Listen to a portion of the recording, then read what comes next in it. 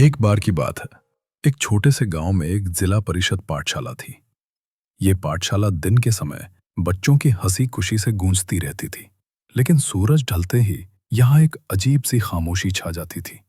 इस पाठशाला के ठीक सामने एक पुरानी टूटी फूटी झोंपड़ी में एक पागल आदमी रहता था, जिसका नाम गांव वाले सिर्फ पागल काका पुकारते थे। पागल काका का जीवन बस एक ही धुन में चलता था, स्कूल को रात दिन घूरते रहना। उनकी आंखें, जिनमें कभी कोई चमक नहीं दिखती थी, हर पल स्कूल की इमारत पर टिकी रहती थी। दिन हो या रात, बारिश हो या धूप, वे अपनी झोंपड़ी के बाहर बैठे अजीब सी आवाजें निकालते हुए बस स्कूल को देखते रहते थे। गांव वाले उन्हें देखकर डरते थे और बच्चों को उनके पास जाने से मना करते थे। कई बार लोगों ने उन्हें आधी रात को स्कूल के गेट के पास खड़े देखा था, जैसे वे किसी का इंतजार कर रहे हों। एक सर्द अमावस्या की रात थी। आसमान में चांद का नामो निशान नहीं था और तारे भी बादलों में छिपे हुए थे।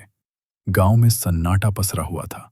सिर्फ हवा की सरसराहट और कुत्तों के भौंकने की दूर से आती आवाजें सुनाई दे रही थीं। उसी रात रवि, गांव का एक जवान लड़का, अपने दोस्त के घर से लौट रहा था। उसका रास्ता स्कूल के सामने से होकर गुजरता था। आमतौर पर वह इस रास्ते से अकेले जाने से बचता था, लेकिन आज देर हो चुकी थी। जैसे ही रवि स्कूल के पास पहुंचा, उसे कुछ अजीब सा महसूस हुआ। पाठशाला के सामने की नीम के पेड़ की टहनी पर बैठी उल्लू की आंखें चमक रही थीं। रवि ने देखा कि पागल काका अपनी झोंपड़ी के बाहर नहीं थे। उसने सोचा शायद वे अंदर सो गए होंगे। तभी उसकी नजर स्कूल के खेल के मैदान की ओर पड़ी। उसने देखा कि पागल काका वहां मैदान के बीचों बीच खड़े थे और वे अकेले नहीं थे। रवि के रोंगटे खड़े हो गए जब उसने देखा कि पागल काका अचानक काले साए से बातें करते हुए दिखाई दिए। वो साया, जो किसी इंसान जैसा दिखता था, लेकिन इतना धुंधला और काला था कि उसके आर पार देखा जा सकता था, धीरे धीरे हिल रहा था। पागल काका कभी हंसते, कभी बुदबुदाता और कभी अपने हाथों से इशारे करते, जैसे वे किसी अदृश्य शक्ति के साथ गहन बातचीत कर रहे हों। रवि वहीं नीम के पेड़ की ओट में छिप गया। उसका दिल जोरों से धड़क रहा था। उसने देखा कि वो काला साया धीरे धीरे स्कूल की इमारत की ओर बढ़ने लगा और पागल काका उसके पीछे पीछे चल रहे थे। स्कूल के पिछले हिस्से में एक पुराना कुआं था, जिसके बारे में गांव में कई कहानियां प्रचलित थीं। कहा जाता था कि उसमें एक पुरानी आत्मा का वास है। पागल काका और वो काला साया कुएं के पास रुक गए। रवि ने अपनी सांस रोक ली। उसने देखा कि पागल काका ने अपना हाथ बढ़ाया, जैसे वे उस साए को छूना चाहते हों। तभी उस साए से एक ठंडी, कांपती हुई आवाज आई। वो आ गया है जो यहां फंसा है। आवाज इतनी धीमी थी कि रवि को लगा कि उसने शायद कल्पना की हो, पर पागल काका ने जवाब दिया, मुझे पता है, हर रात वो इंतजार करता है। रवि के पैरों तले जमीन खिसक गई। उसे लगा कि पागल काका सिर्फ पागल नहीं थे, बल्कि वे किसी ऐसी दुनिया से जुड़े हुए थे जिसके बारे में गांव वाले सपने में भी नहीं सोच सकते थे। रवि को वहां और रुकने की हिम्मत नहीं हुई। वो चुपचाप दबे पांव वहां से भागा। उसका मन भयावह दृश्यों और उन डरावनी आवाजों से भरा हुआ था। अगली सुबह जब गांव वाले उठे तो उन्होंने देखा कि पागल काका अपनी झोंपड़ी के बाहर वैसे ही बैठे थे, स्कूल को घूरते हुए, जैसे कुछ हुआ ही ना हो। लेकिन रवि जानता था कि उस रात उसने कुछ ऐसा देखा था जो उसकी जिंदगी भर उसे सोने नहीं देगा। जिला परिषद पाठशाला अब उसके लिए सिर्फ एक स्कूल नहीं थी, बल्कि एक ऐसी जगह थी जहां रात के अंधेरे में कुछ भयानक होता था और पागल काका उस भयावह रहस्य का अकेला गवाह था। और वो काला साया, क्या वो सिर्फ पागल काका का भ्रम था, या स्कूल की पुरानी दीवारों में सचमुच कोई आत्मा कैद थी? ये रहस्य आज भी उस छोटे से गांव की हवा में तैरता है। और रात के अंधेरे में जब स्कूल की घंटी बजती है तो गांव वाले एक बार फिर पागल काका की ओर देखते हैं, ये सोचते हुए कि क्या वे अब भी उस अदृश्य दुनिया से बातें कर रहे हैं। रवि उस रात के मंजर को भुला नहीं पा रहा था। कई दिनों तक वो बुखार में तपता रहा और जब भी आंखें मूंदता उसे वही काला साया और पागल काका की डरावनी हंसी सुनाई देती।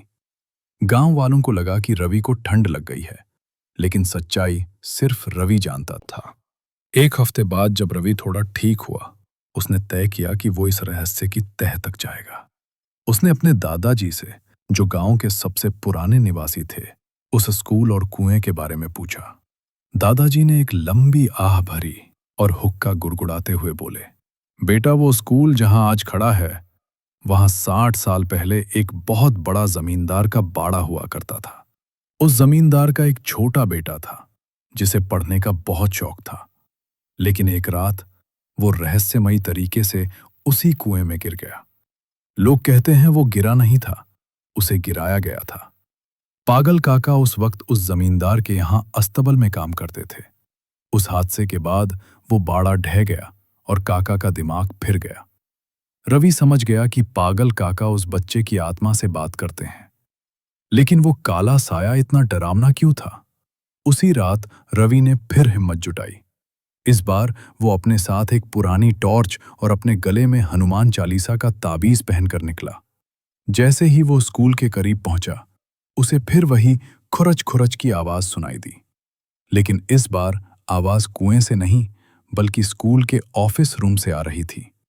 रवि ने खिड़की से अंदर झांका। अंदर का नजारा देखकर उसका खून जम गया। पागल काका फर्श पर बैठकर कोयले से कुछ लिख रहे थे। पूरी फर्श पर एक ही नाम लिखा था, मास्टर जी। तभी रवि को अपने पीछे किसी की मौजूदगी महसूस हुई। एक बर्फीली ठंडी हवा का झोंका उसकी गर्दन को छू कर गुजरा। उसने पलटकर देखा तो वही काला साया उसके ठीक सामने खड़ा था। साये का कोई चेहरा नहीं था, बस दो धधकती हुई लाल आंखें थीं। वो साया बोला, तुमने बहुत देख लिया रवि, अब तुम्हारी बारी है। रवि भागना चाहता था, लेकिन उसके पैर जैसे जमीन में धंस गए थे। तभी पागल काका ऑफिस से बाहर आए। उनके हाथ में एक पुरानी फटी हुई हाजिरी थी। उन्होंने साये की तरफ देखते हुए चीख कर कहा, नहीं, इसे छोड़ दो, इसने कुछ नहीं किया। पागल काका ने वो रजिस्टर हवा में लहराया और कुएं की तरफ भागे। काला साया रवि को छोड़कर काका के पीछे लपका। रवि भी उनके पीछे भागा। कुएं के पास पहुंचकर काका ने चिल्लाकर कहा, 60 साल पहले मैंने तुम्हें देखा था मास्टर जी। तुमने ही उस बच्चे को धक्का दिया था, क्योंकि वो तुम्हारी चोरी पकड़ चुका था। ये रजिस्टर गवाह है। जैसे ही काका ने वो रजिस्टर कुएं में फेंका, उस काले साये से एक भयानक चीख निकली। वो साया तड़पने लगा और कुएं के अंदर खिंचता चला गया। ऐसा लगा जैसे कुआं उस साये को निगल रहा हो। अगली सुबह गांव वालों ने देखा कि स्कूल का वो पुराना कुआं अपने आप धंस गया था। उसकी जगह बस मलबा बचा था। लेकिन सबसे अजीब बात यह थी कि पागल काका अपनी झोंपड़ी में मृत पाए गए। उनके चेहरे पर इस बार वो डरावनी मुस्कान नहीं थी, बल्कि एक अजीब सी शांति थी, जैसे उन्हें अपनी जिम्मेदारी से मुक्ति मिल गई हो। रवि आज भी उस स्कूल के पास से गुजरता है तो उसे बच्चों की हंसी सुनाई देती है। लेकिन कभी-कभी अमावस्या की रात को उसे मलबे के पास एक छोटा बच्चा हाथ में किताब लिए खड़ा दिखता है, जो दूर झोंपड़ी की तरफ देखकर हाथ हिला रहा होता है। पागल काका की मौत और कुएं के धंसने के बाद गांव वालों को लगा कि अब सब कुछ शांत हो गया है। स्कूल में फिर से रौनक लौट आई। बच्चे खेलने लगे और रवि ने भी अपनी जिंदगी सामान्य करने की कोशिश की। लेकिन एक सवाल अब भी रवि के मन में कांटे की तरह चुभ रहा था। क्या वो काला साया सच में खत्म हो गया था? एक रात रवि को गहरी नींद में वही क्रच क्रच की आवाज सुनाई दी। वो हड़बड़ा कर उठा। उसने देखा कि उसकी अलमारी पर रखा उसका पुराना स्कूल बैग अपने आप हिल रहा था। उसने कांपते हाथों से बैग खोला तो उसके अंदर वही फटी हुई हाजिरी की रजिस्टर रखी थी, जिसे पागल काका ने कुएं में फेंका था। रजिस्टर का पन्ना अपने आप पलटा और रवि की नजर उस तारीख पर ठहरी जो आने वाली कल की थी। उस तारीख के सामने सिर्फ एक नाम लिखा था, रवि, और उसके आगे लाल स्याही से प्रेजेंट का निशान लगा था। रवि बदहवास होकर स्कूल की तरफ भागा। वो देखना चाहता था कि आखिर ये क्या हो रहा है। चांदनी रात में स्कूल की इमारत किसी कंकाल जैसी लग रही थी। जब वो पुराने कुएं के मलबे के पास पहुंचा तो उसने देखा कि वहां कोई खड़ा है। वे पागल काका थे, लेकिन उनका शरीर पारदर्शी था।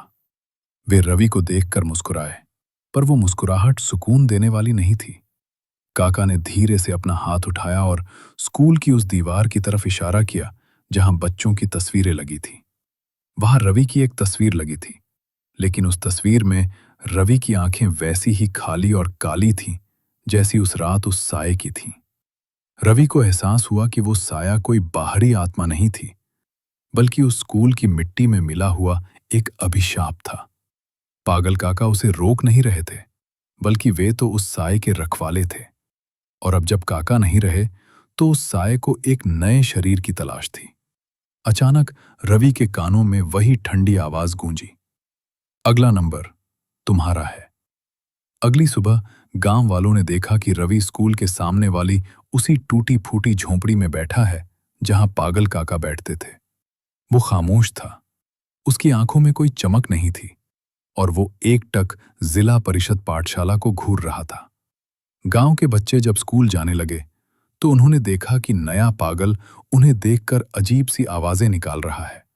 स्कूल की घंटी बजी और हवा में एक धीमी सी फुसफुसाहट तैर गई। खेल अभी खत्म नहीं हुआ है। इसी के साथ ये कहानी उस डरावने चक्र में तब्दील हो गई जो कभी खत्म नहीं होने वाला था।